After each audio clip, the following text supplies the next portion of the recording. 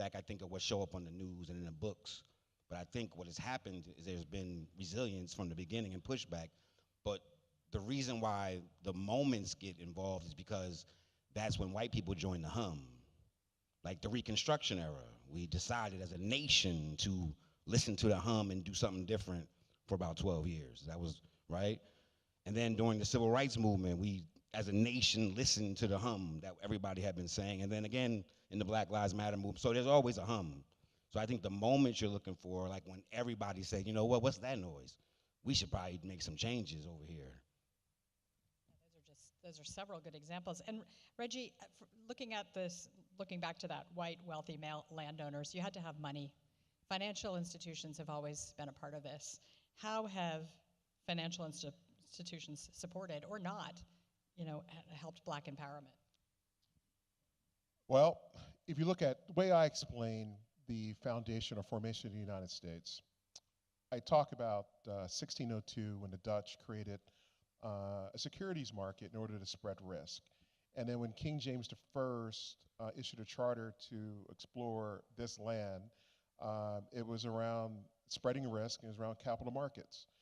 And 1619, when those who were exploring here figured out they were short labor, brought the slaves, or brought the Africans, and that started the growth of this United States. We're a $400 trillion market economy. If you look at the financial institutions, I do this for a living, access to capital is the basis of who we are as a nation. And if you look at today, what I do for a living is exchange traded funds, ETFs. They've democratized, this unit has democratized access to the securities market, and my work reflects that. And has brought down the cost of mutual funds, has brought down your cost of investing. And so if you look at the financial institutions, what they've done over the period of time, and they've gone kicking and screaming, but they've always found economic outcome that merit their steps forward. Home ownership is the #1 reason. Now that is, historically, that's been rocky because you had redlining and all the issues around just where people were able to get a mortgage. And if you look at African Americans in particular, they're all about owning land, owning physical assets. In order to do that, you had to have access to money to do that. And so it's really about access to financial markets, it's workforce development, and the Black-owned banks that's cropped up over the years. So financial markets respond to economic opportunity. If there's a profit, they'll do it. If it is politically advantageous for them to do it, they'll find a way to do it. But there's always a barrier, credit quality, access to bring your own capital in order to get more capital has always been a barrier. And then also to just qualifying through a series of qualifiers that there was filters that everyone didn't qualify because they didn't want them to qualify for it. So it's a mixed bag, but the bag is still healthy and there's an outcome for everyone. And Kyle, how has the pushback, or how have the moments of pushback come throughout this too, on the financial front, the home ownership, the land ownership, the struggle to get ahead and to be fully recognized? Yeah, I think that's the dichotomy of the founding of the hypocrisy, right? Because you had all those things happening, but they just didn't include everybody. You have things like the GI Bill, some of the greatest legislation in American history that created the middle class, but just didn't include everybody. So you're talking about generational wealth. That was an opportunity right there to say, you know what, on this one, I know we've had all these rocky starts, but on this one right here, we're going to give everybody the housing and the education, so maybe we can see if we can catch up 60 years from now. But we didn't do that, right? So then you still have people that kept going and kept going. So you have these moments, I think, that they're greater separators than unifiers when it comes to the finance. I mean, clearly, it's the stats show it, right? So I don't think that's unintentional. I think that's not a simple answer to get to say there are places where it's been growth, but I think I saw a stat once that I think we, as Black people, back in like 1865, we owned like 0.5% of the growth of the wealth of the nation, and now we own 1%. So it doubled. You could scream from the rafters that it has doubled. Amazing growth. But you know what I mean? We've grown as a nation that has not been proportionally to those people that have been excluded historically. I didn't hear that one. I think I looked through it through a different lens.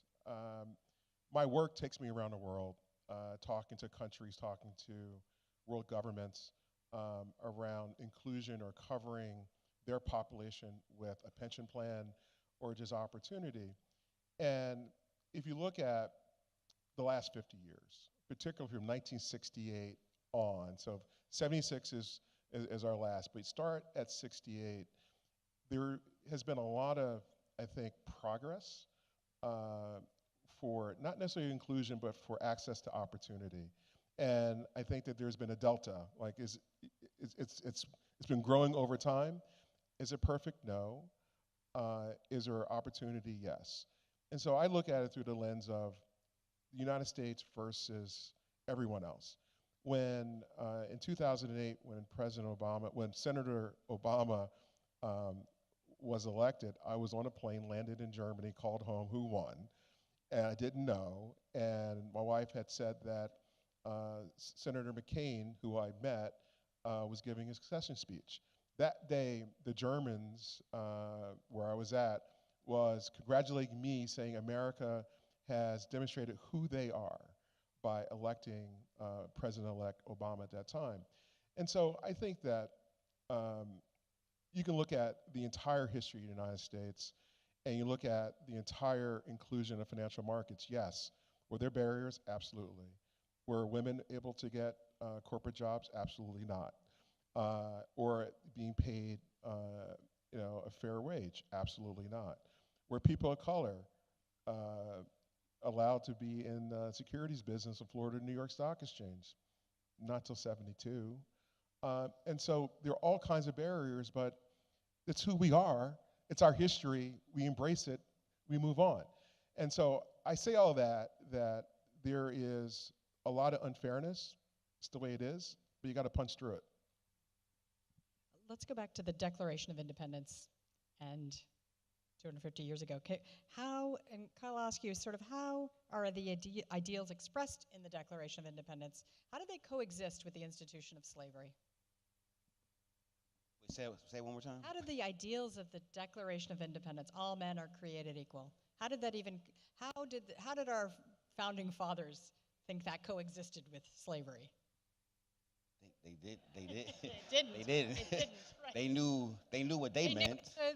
They knew it. This is not a like. What was the story they're telling? What was the? Look at us. We're better than everybody else. We're going to build something that's never been built before, and they put this in place, and they did. The beauty of it is that those subjugated people did become representatives on the congressional floor in just 5 years after their subjugation ended. So the structure for this American greatness is there. Like the founding fathers built something that, yeah, when they were gone and the words had to stand and the Reconstruction Amendments came in and changed things, the country was able to stand. But the pushback has always decided we're not going in that direction. That's not what it was set out to be. So when the white supremacists who established the founding of our nation, and all right, just want to make sure y'all still with me. When the white supremacists who founded our nation, that's what they were, right? And when they did that, they had a picture for and they said exactly what they were going to do. And they did that except for about 12 years. Except for about 12 years, that's been the plan. We're facing it right now again, really loudly. But that's always been the hum. So I think when you ask about it's not a surprise. Like we're right where we're supposed to be, and we have to decide to get out of it because what's in place is the tool to say, you know what, we don't have to do this anymore. And in what ways have Black Americans challenged and continue to challenge and expand the original meaning of citizenship in the United States? Well, I go back to the Reconstruction Amendments, right? So they came from the resolution of slavery that for once, at that point, strong white men who believed that black people should have rights decided to give them rights and put it in wording that could apply to everybody.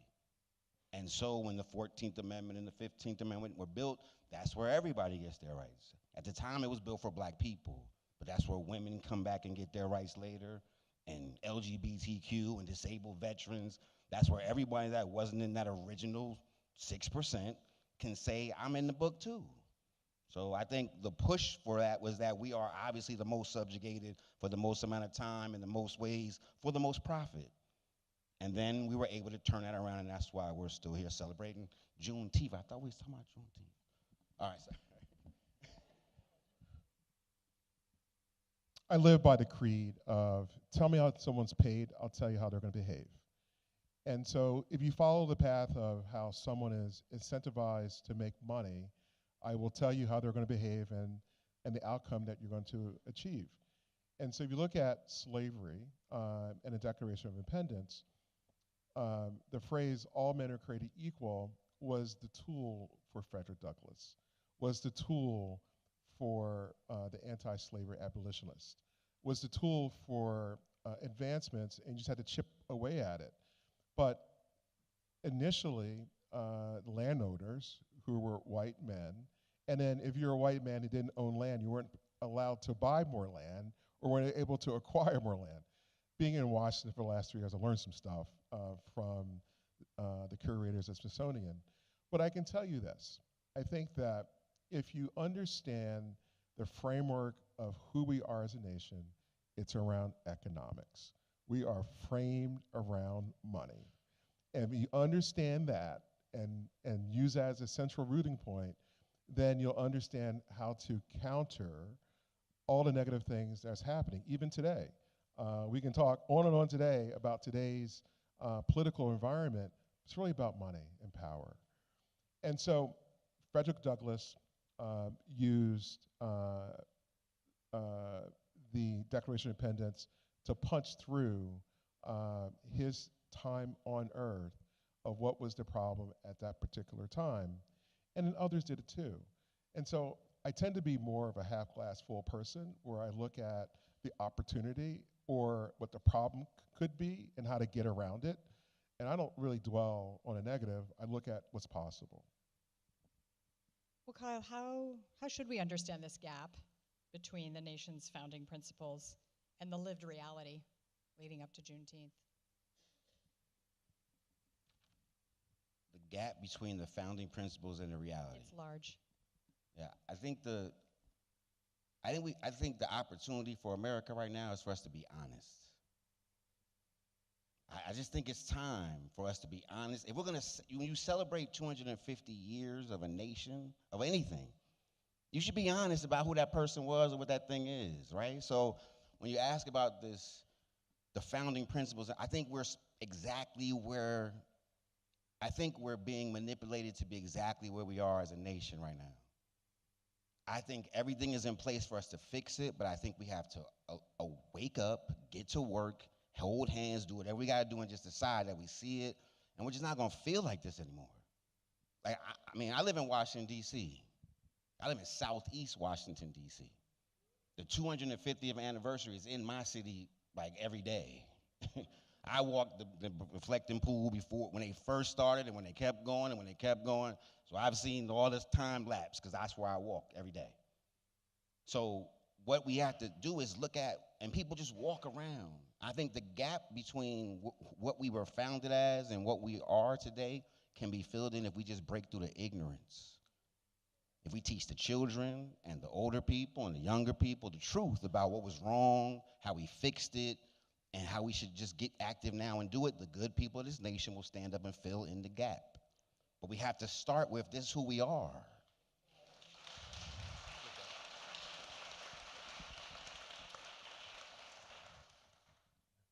Last June, my family, we were in Europe. We were actually in Normandy, and we toured the beach and all the war memorials. And when you reflect, it was just 83 years ago that the United States liberated Europe and put a wall up from tyranny. And we seem to forget some of those elements. We seem to forget how we arrived here, and we, I think, respond only to today's issue. I agree to a certain extent that there is a gap in reminding. I certainly agree that there's a gap financially between household net worth among the various classes of people here in the United States, and that what's the mechanism to close those gaps? Primarily, foundationally, is home ownership is number one. Secondarily is business ownership, and then third is participation in the stock market. People of color tend to buy real estate. That's great. Real estate may double if you're lucky, but you're going to miss out on the 20x returns that the stock market is giving those investors. And so that's where I think the gap begins, is education. Is education of our little people, getting a quality education, quality health care, like the inputs that go into success, those are the barriers. And I think they're being fixed or addressed to a certain degree, but also think, and I see it, there's some rollbacks happening, and that's intentional. And so if you look at the Declaration of Independence, let's go back to the Declaration of Independence. There's a lot of stuff in that document that applies today. And I think the National Archives has the Declaration of Independence and the Emancipation Proclamation side by side on display right now. I think it's up for the next 20 years, I think he told me. So you should go check it out. And so it really comes down to understanding our history and then being honest with our history. But that's the foundation starting point. But I also think that there's nothing holding us back from being successful or conquering the problems that individually we're facing. Being an owner of a Wall Street firm, I give opportunity, but also look at the dividing line between education and opportunity where people are ready to start work. I mean, it's amazing what we're seeing as the quality of people coming out of universities today, and there's a whole class of people that are not going to keep up. I can see it. And so I'm more interested in providing solutions. But yes, looking back to who we are yesterday, but recognizing who we are today. And then what are the things we need to put in place today in order to provide a foundation for those who may not see it, understand it, or know how to do it. I think that's what's really important. So the celebration that I've been planning, along with 16 others, but it's really the ZEC committee, and it's divided. It's Republicans and Democrats, but there is no political interference on my commission on our going forward. I think it's important that we have a moment to just analyze who we are today, where we came from, but more importantly, where we need to be tomorrow. Today's 8-year-old will be 58 when we celebrate our tricentennial. Think about that. What do we need to tell today's 8-year-old so that when they're 58 and they're in the midst of planning or thinking about America's 300th birthday, where do we want that person to be?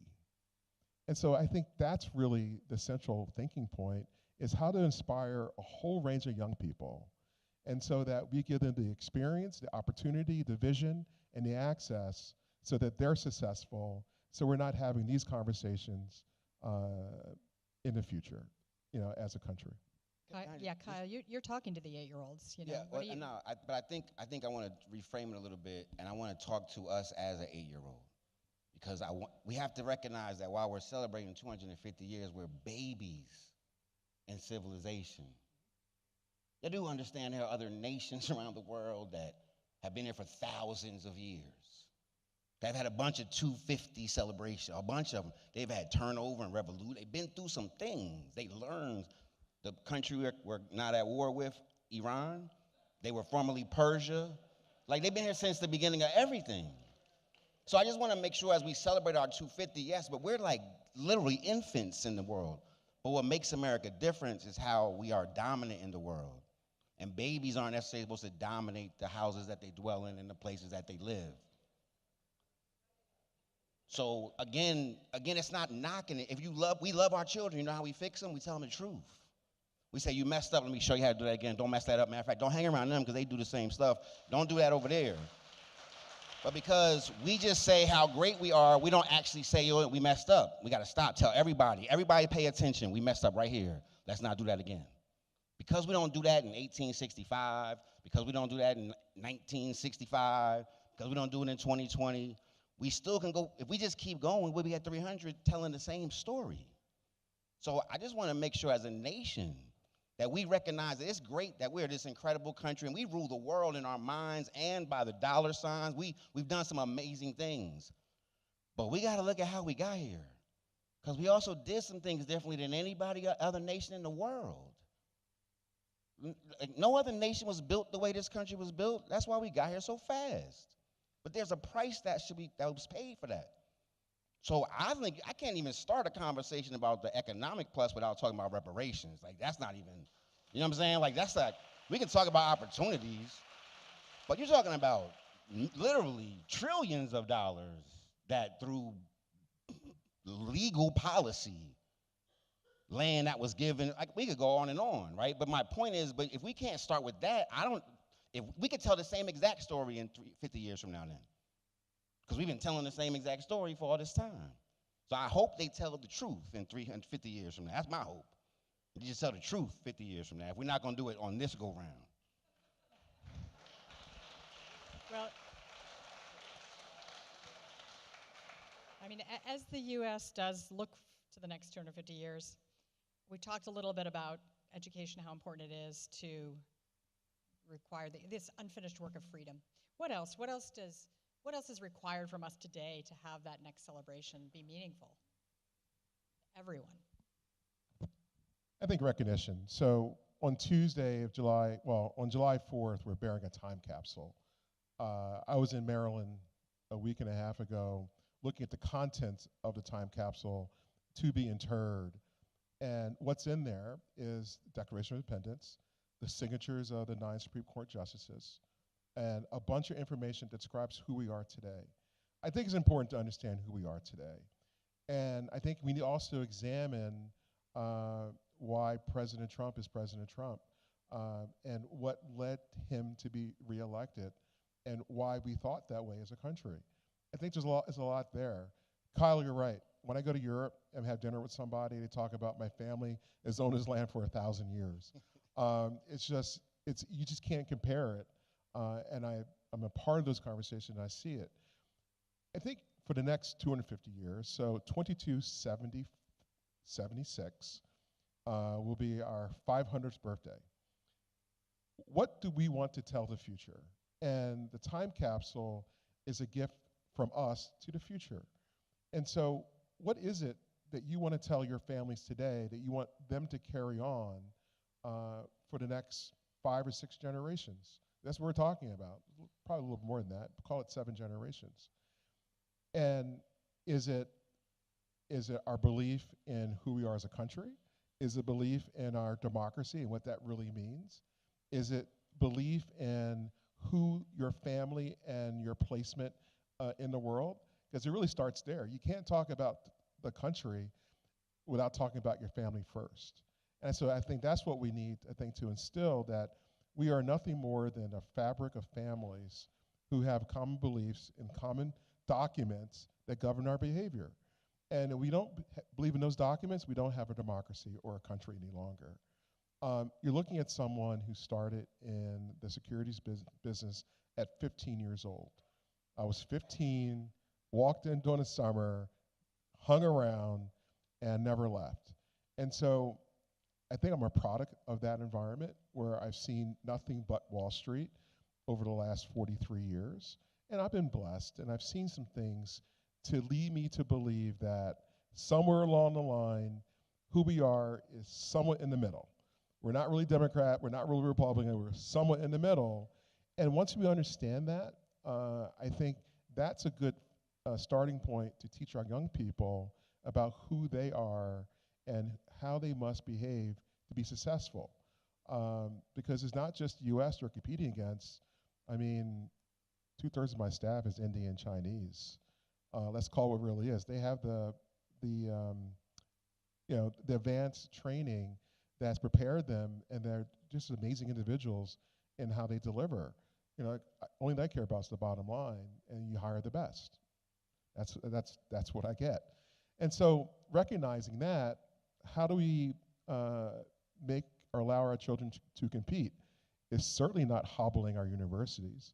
It's certainly not taking money away from them. I'm a former university trustee for 10 years. It's not going after universities, it's actually giving them permission to be great. So a lot of things we're doing, we think we're being great, but we're actually rolling the rock back along the cave. And I'm not going to talk political, I'm just talking what I see. I'm curious, and this is not a gotcha at all. I just want to know about the time capsule. Was there any hip hop in the time capsule? There's an iPhone, there's a deconstructed iPhone that's in the time capsule with music inside of it. Okay. I just want to know if someone's in the room. I just want to put us.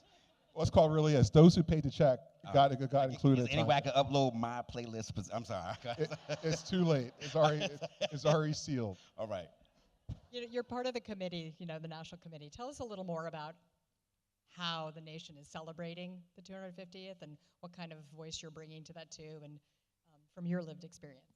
Sure. So 2016 is when Congress set aside this commission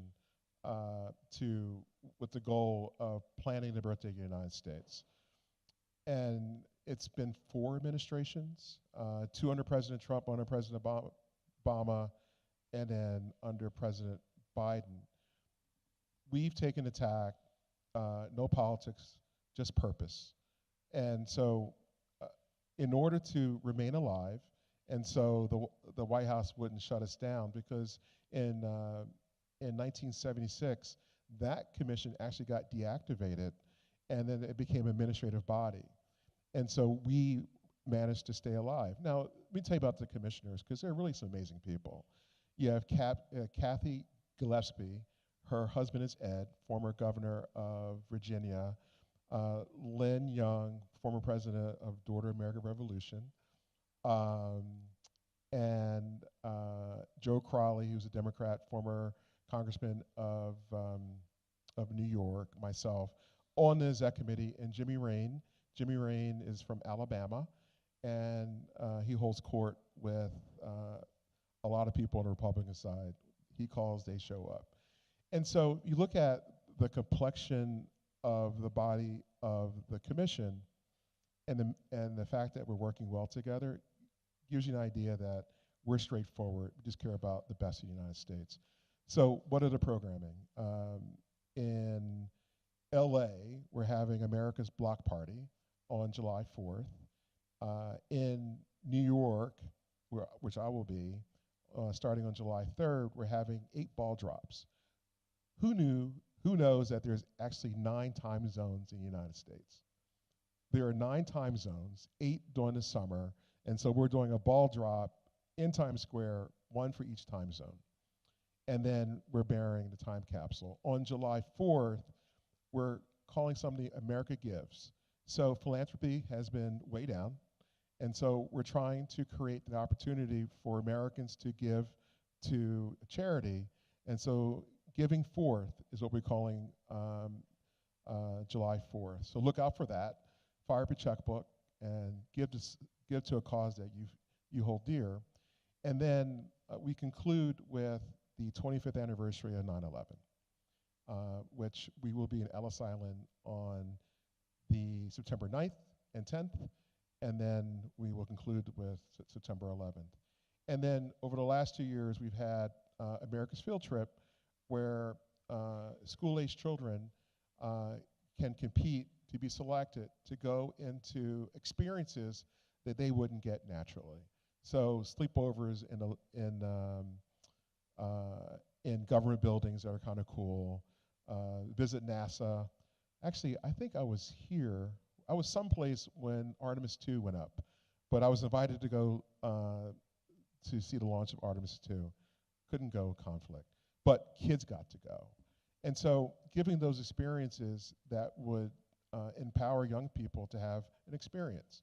So right down the middle, you can find all of our programming at america250.org and all the things that would follow on afterwards. And we do have, I think the White House took this, but I think there's some conflict, but we do have something around Touring America, all of our treasured sites across the land.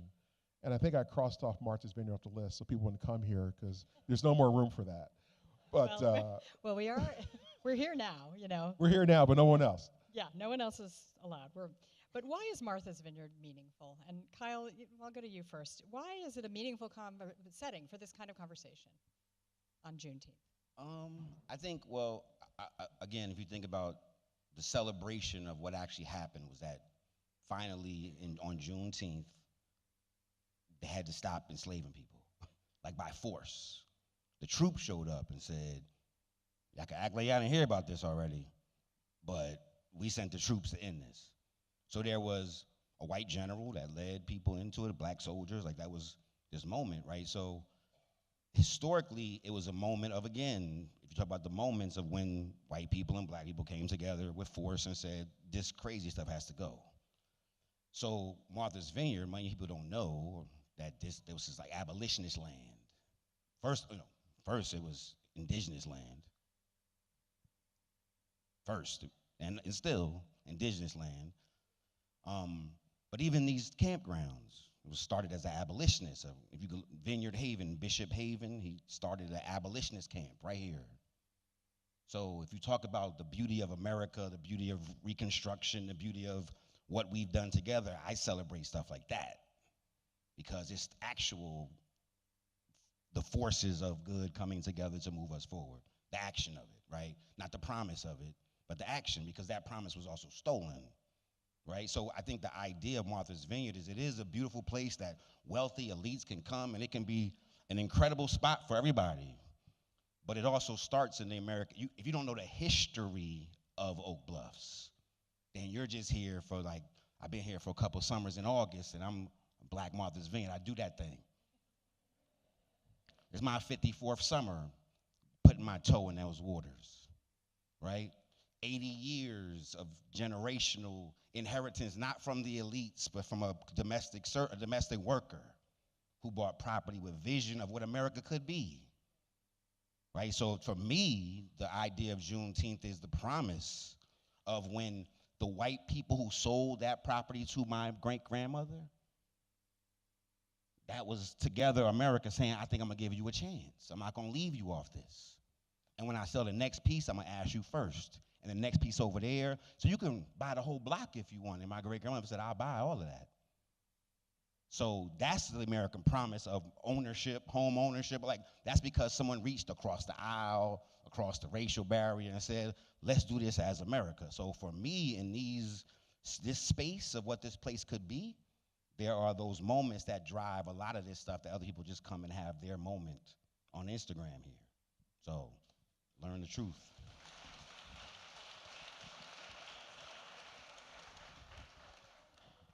So I wrote in my essay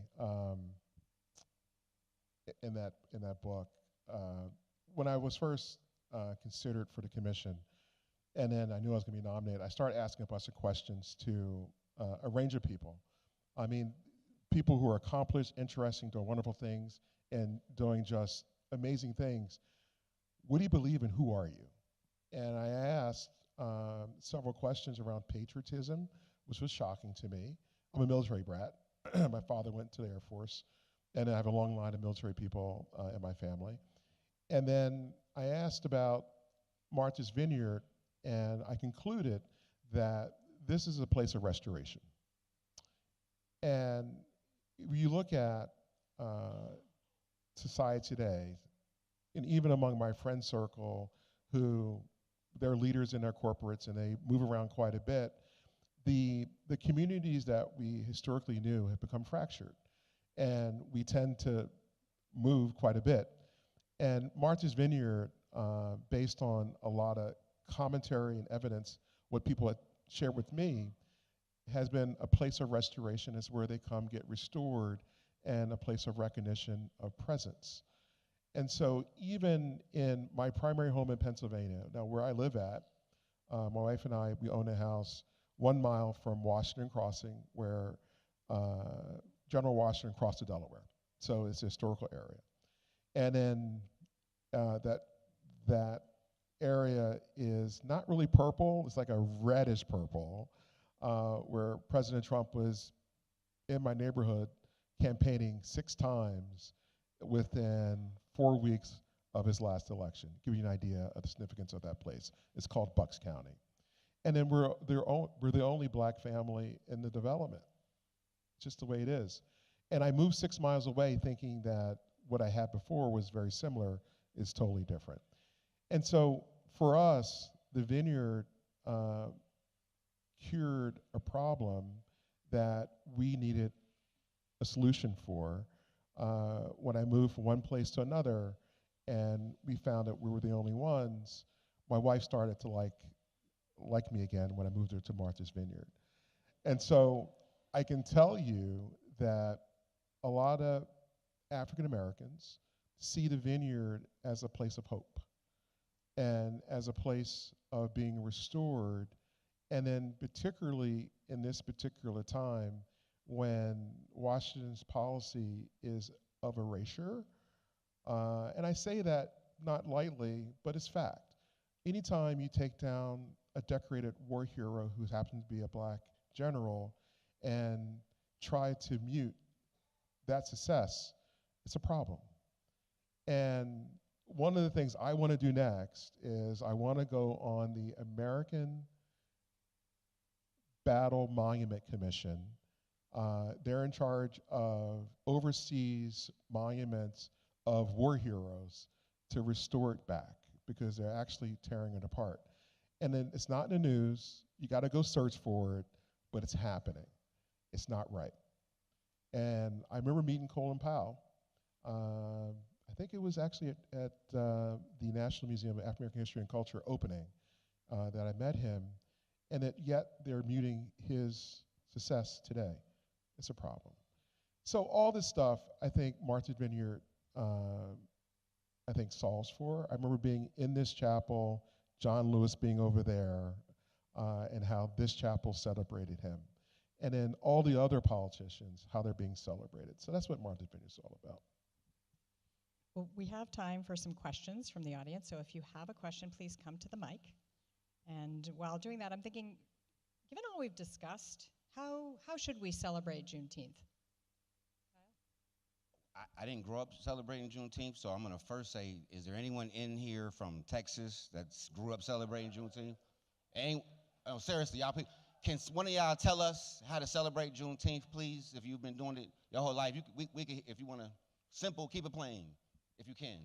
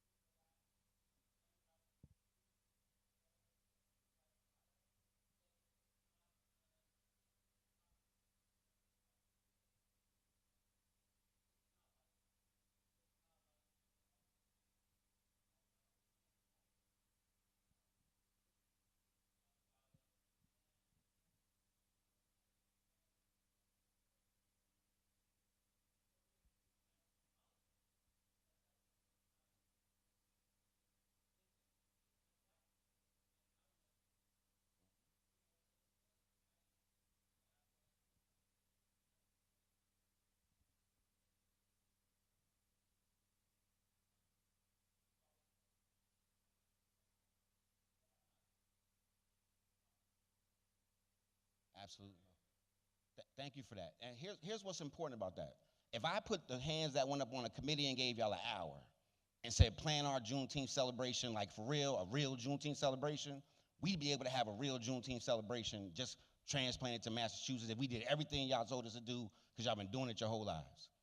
And my thing is, we spend a lot of time, and the commissions are great and all that stuff. Look at how we had a national holiday just dropped in the middle of the most divisive time in recent American history. What was the rollout on that one? Did anybody miss I missed the rollout on the Juneteenth. What I mean is, honestly, I didn't know. I was doing my work and working with people. I work with a lot of white people around the country. And they're like, Kyle, what's Juneteenth? I say, hold on, let me Google it. Because the truth was, I'd heard about it, but I didn't know what it was. You can't just know the name of something. You got to know what the culture is, what the beliefs are, traditions. It takes time. But why wasn't there a national rollout where we say, we're going to get people from Texas to go all around the country and have booths and have stuff, and people would come out to learn that next year we're about to make this a national holiday, and we want everybody to get off the ground, started rolling. See, education is the key. Conversation is the key. But when you intentionally don't have the conversation, and you just drop a national holiday in the middle of a hectic time, I'm going to ask if that's just for political points myself. Because if we're going to do it, let's do it. I'm all for doing it. But let's do it right so I can connect with that sister 6 years ago. So Southeast D.C. right now, my block, could be jumping because y'all tell me what to do. But we never did that because we don't really do that in America. We just kind of drop stuff and say, let's see what the people do. We got to be intentional about holidays like this or any celebration. So thank you for that. And we got more words. All right, but thank you for that. So that's how I want to celebrate. I want to celebrate by learning more about it so I can be better next year on Juneteenth and know what to do.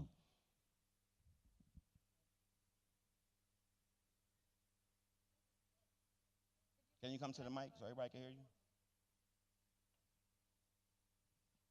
And I'll just say, this is the 5th year that the Vineyard has really put our heads together and celebrated it, thanks to Kahina Van Dyke, who started the Juneteenth celebrations. And the Gazette came on board a few years ago to start producing the program. We're really proud of it this year. More than 20 events, 23 events. And Karma Finley Wallace around here, she's with the Gazette, put on this program. And what I'm impressed about is that this is the first year we've been much more intentional and collaborative. We've had monthly meetings for the past 6 or 8 months to talk about everything going on the island so that it could be collaborative, that there was nobody stepping on anybody else, that it's all in here, and that we're all getting together before. So, sorry, go on. Welcome. I was blessed to have been born in Cambridge, Massachusetts. Yeah, even closer, sorry. Hello? It is on, Hello? just right on top of it. Okay. I was blessed to have been born in Cambridge, Massachusetts. As a young girl, I lived in a neighborhood where my street was all white. Everybody was either lower middle class or middle class. The next street was Parker Street, 5 historically black-owned homes out of only 12 homes on that street. And the main street was Buckingham Street. It was all mansions. We were all friends. We were all friends. When I was in 8th grade, a boy who I had gone to school with until he went off to private school invited me to go to a dance. And when he came to the house to pick me up, my mother, by the stove, who didn't graduate from high school, said to me, when you get there, just know that you're as good as all the people there. That's about class. That's what growing up in Cambridge with 3 streets, one totally integrated, one all white, one all mansion. It's all about class. That's what it's all about. And my second comment is an advertisement for a fellow. I spent my career in publishing. I retired as a senior vice president. The fellow who had the job before me was African American, and when he retired, he told me he was going to write some books. So put these on your list. Ray Anthony Shepard. His first book was called The Runaway. It's the story of Una Judge, who was the slave to Martha Washington. She fled away, arrived in New Hampshire, spent her whole life there, and they kept coming back trying to get her. The second book is Now or Never, and the third book is A Long Time Coming. It starts with Una Judge. There are 6 chapters. It ends with Barack Obama. And the next book that's going to come out is about the black soldiers who participated in Lexington and Concord. So Ray Anthony Shepard, he was my boss. Thank you very much for a good reading list. Hi, welcome. Hi. I have a very quick question, and that is, Kyle, would you tell us a little bit about the genesis of A Long Walk and your a long talk? Mother is telling me what to say. But I know the story. I think it's fascinating and it's inspiring. So if you would. I'll give the really short version because it is about the work, right? And I hope people don't take my passion for anger. I can actually do the work that I do because I don't have the emotional debt. I didn't grow up, I understand the history of white supremacy and racism in this country, and I understand it. But I can tell you I didn't take a lot of personal losses to racism. I grew up in Plainfield, New Jersey. It's the birthplace of P-Funk, if you don't know what that is, all right? You know what I'm saying? Like, I graduated with 7 white people in my graduating class, great people, but they were the minority. I went to an HBCU. I've never had a white boss in my life. I had one racist teacher I had a problem with. I did. He said something out loud that everybody heard, so I took him to his boss. You know who his boss was? My mom. So this doesn't come from this anger, or white people, this victim. No, I'm not a victim at all. My children have Ivy League degrees and Howard degrees and Georgetown degrees, and I summer on Martha's Vineyard. So I just wanted you to understand that my origin story was just a moment in time, an incident when my son was challenged with racism. Like real, right in his face, somebody he trusted, someone he felt betrayed him, showed him who he was. We talk about who we are. And in that moment, I wasn't worried about my son. I know my son was going to handle it. I was not worried about it. The best thing about it was this young man had a FaceTime call in between what he said to my son as his best chance. But instead of just saying, yeah, get him, and when you see him again, let me know how it goes, I called the white man in the middle of this problem, their basketball coach. And I just asked him, yo, when my son knocks this kid out in practice, I just want to know what side of history you're going to be on. Because we're not getting out the team, we're not coming out the starting lineup, but I'm telling you, we're done. This is right after George Floyd was murdered, y'all. Like that week. So we were done. I was done, my son was done. But me being done and telling that man, who I really liked, that I trusted that man with my son. And when I told him those words, he chose the right side of history. So for the last 6 years, from that origin story of saying to this man, we got a problem, are you going to do something about it, or do you want to handle it the way it's been handled? And because he was in a position of power and authority as the white male basketball coach at Gettysburg College, he decided to make a change. After I gave him an 80-minute video that told him the truth about the history of race in America. He was a good dude. He recruited my son. I trusted him. He was in my living room. But he just didn't understand the country he lived in. And in the moment when he was called to order by a black man who was talking about his son, he decided to invest 80 minutes to watch a video that turned him into an activated anti-racist and began fighting against all the ills that are holding us back. Here's the thing. I love that y'all clap for that. But if that had been happening as a normalized event for the last 250 years, we'd be celebrating a whole different jubilee right now. So when I talk about changing the future by educating through the past, we have to be honest. I've seen it with my own 2 eyes. That when you teach good white people in positions of authority and power how they can actually intercede and break the systems of white supremacy by just understanding how the gears work, and they say, I'll do that. I can just send an email and then think, oh, I got that. Let's go. So for the last 6 years, 25,000 people have now watched that video and joined me on a crusade to just stop the ignorance of American history in our country and then do something about it to change it. So thank you for that setup question. Well, I didn't mean to do a commercial, but you can find us at alongtalk.com. Here's the best thing about it, because you're right when people talk about when you're influenced by money, how it impacts how you talk. Everybody in here can go to my website right now. There's a red button that says join us, and it's absolutely free. See, it's a moment in history right now when we, the people, have to decide that we're not going to just keep doing this and celebrate it on Juneteenth and every day forward. Here's what I love. I don't want to celebrate the 4th of July anymore. And what I say by that is our country has had 250 years of white supremacy. That's just a fact. That's not a conspiracy theory. That's not propaganda. Every single institution in this nation was birthed in white supremacy.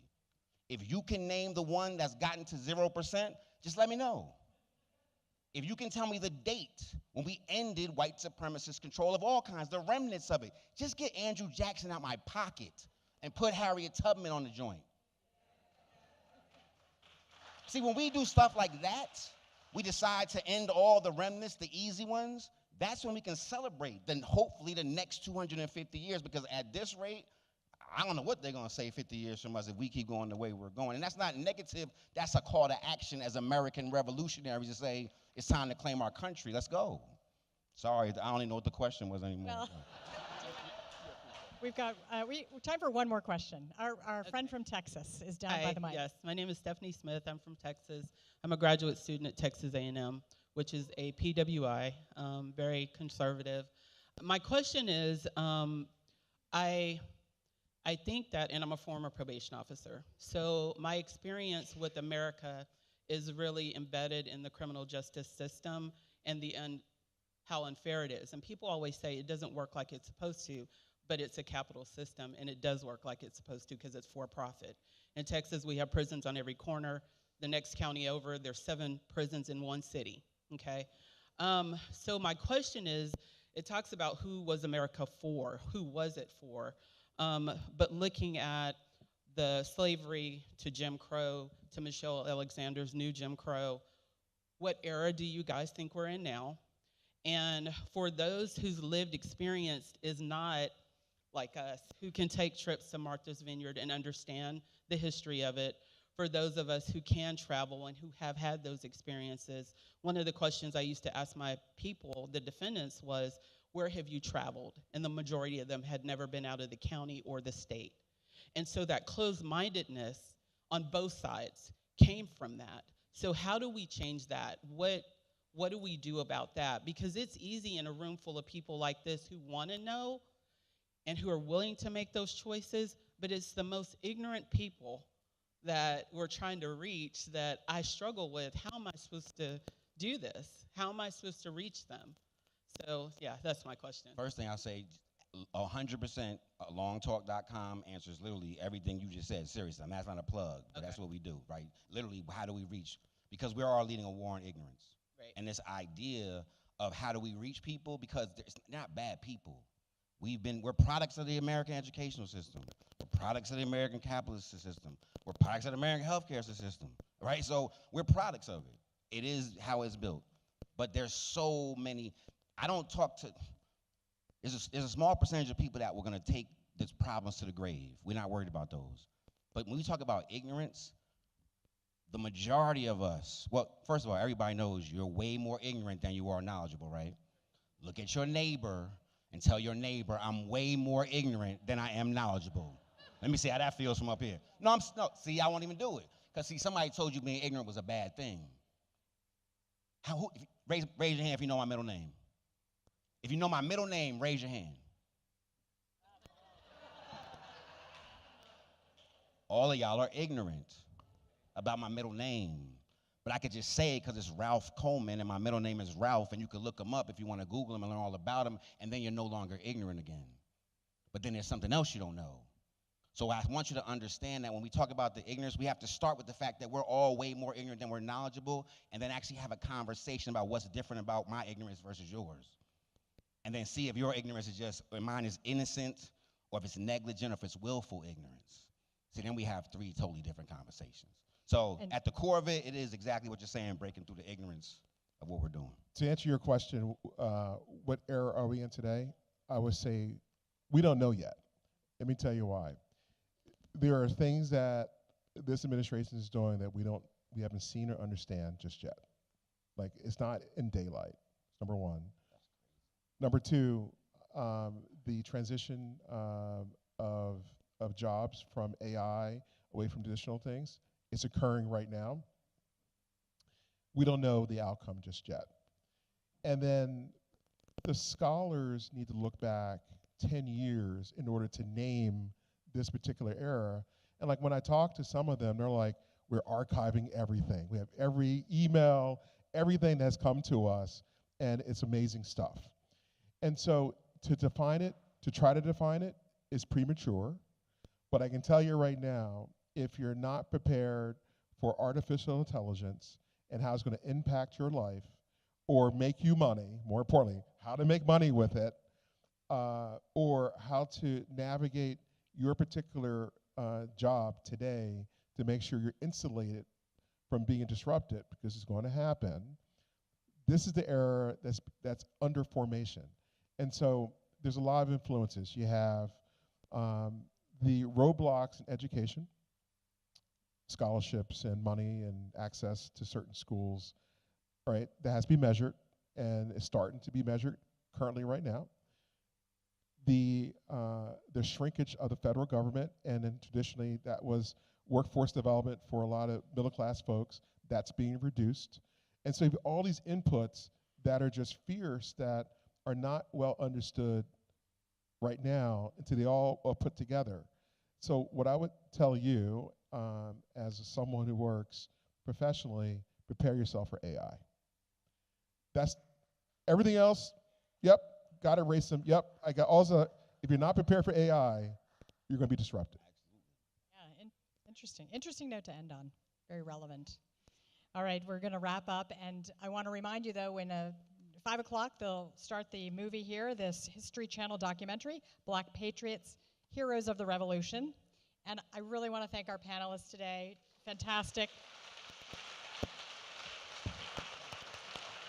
Reggie Brown, Commissioner on the 250, and Kyle Williams, lifelong educator and social justice advocate.